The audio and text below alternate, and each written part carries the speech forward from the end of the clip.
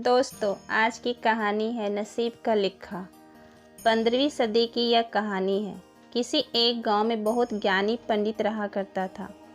पंडित आजू बाजू के सारे ही गांव में बहुत प्रख्यात था और इसी वजह से धनवान भी। पंडित का परिवार ज़्यादा बड़ा नहीं था। पंडित अपनी पत्नी के साथ अपने बहुत बड़े घर में अकेला रहता था, क्योंकि पंडित का कोई बेटा नहीं था और एक बेटी थी जिसका विवाह पास के गांव वाले एक श्रीमंत लड़के से हो चुका था। पंडित ने शादी से पहले अपने होने वाले दामाद की अच्छे से जांच पड़ताल की थी और अपनी बेटी का भविष्य भी ठीक से पढ़ा था। तब जाकर उसने बेटी की शादी की थी, लेकिन चंद सालों में ही पंडित का दामाद बुरी आदतों के चुंगल में फंस गया। जुआ और शराब की बुरी लत ने उन्हें सड़क पर ला कर रख दिया था। अपनी बेटी की ऐसी दुर्दशा देखकर पंडित की पत्नी काफ़ी दुखी होती थी और अक्सर पंडित को कहा करती थी, तुम जाकर उनकी मदद कर आओ। पंडित हमेशा अपनी बीवी को यह कहकर उनकी मदद करने के लिए मना कर देता था कि अभी कुछ समय तक उनका बुरा वक्त चलना है। हम चाहे कितनी ही कोशिश कर लें, जो उनके नसीब में नहीं है वह उन्हें नहीं मिल पाएगा।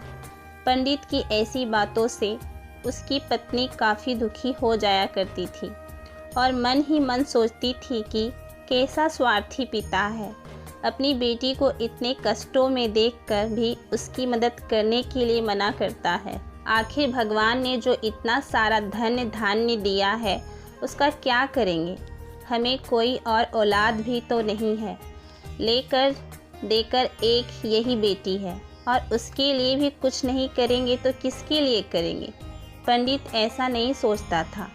ऐसा नहीं है कि पंडित अपनी पुत्री से प्रेम नहीं करता था, लेकिन उसने अपनी पुत्री की कुंडली इतने अच्छे से पढ़ी थी और वह यह पहले से ही जानता था कि वह चाहे किसी भी लड़के से शादी करती, लेकिन उसके जीवन में यह समय आने वाला ही था और बिना इसे भुगते उसको छुटकारा नहीं मिलने वाला था।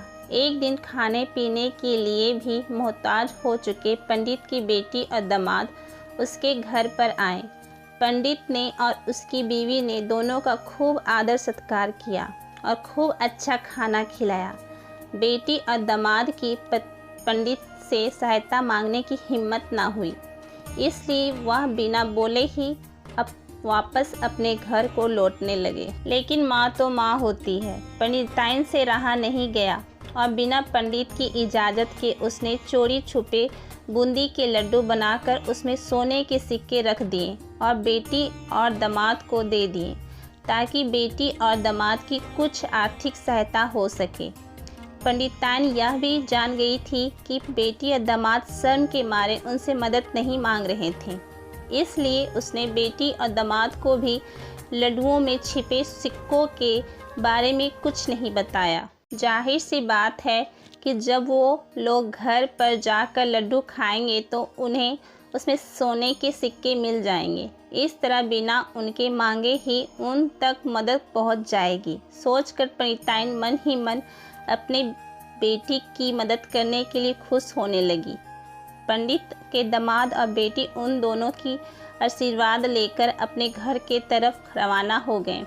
उन दिनों गाड़ियाँ तो होती नहीं थी, घोड़ा गाड़ी या बैलगाड़ियाँ चलती थी। पैसे ना होते तो और चीज़ों की लेन देन से भी व्यापार होता था।